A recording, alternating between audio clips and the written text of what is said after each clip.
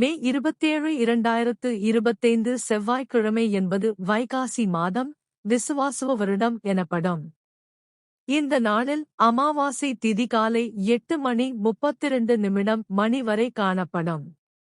இன்னும் பல சுவாரஸ்ய ஆன்மீக தகவல்களுக்கு சப்ஸ்கிரைப் செய்ய மறக்காதீர்கள்.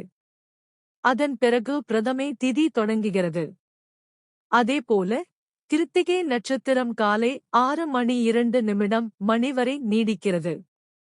இந்த இரண்டும் சேரும் நேரம் ஆன்மீக ரீதியாக மிக முக்கியமானதாக கருதப்படுகிறது. இந்த அமாவாசை தினத்தில் முன்னோர்களுக்கு தர்ப்பணம் செய்தல், தானம் வழங்கல் மற்றும் பித்ரு தோஷம் நீக்கும் யாகங்கள் போன்றவை மேற்கொள்ளப்படுவது பரம பயனுள்ளதாக கூறப்படுகிறது. மேலும் கிருத்திகை நட்சத்திரம் காரணமாக முருகப்பெருமானுக்கு சிறப்பு வழிபாடு செய்யலாம்.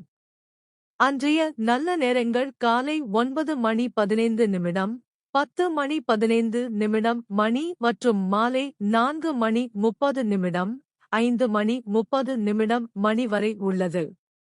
ராகு காலம் மாலை 3 மணி 4:30 மணி வரை நடைபெறும். யமகண்டம் காலை 9 மணி 10:30 மணி வரை இருக்கும்.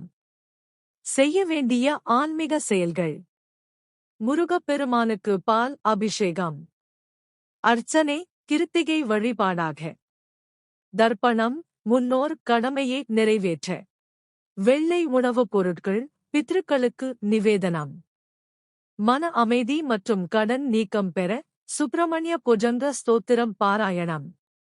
அமாவாசை கிருத்திகை என்ற ஒரே நாளில் 2 சக்தி வாய்ந்த ஆன்மீக தருணங்கள் ஏற்படுவதால் மன அமைதி, குடும்ப நலம் மற்றும் கடன் மற்றும் பாபங்கள் நீக்கம் போன்ற பலன்களுக்கு ஏற்ற நாள்.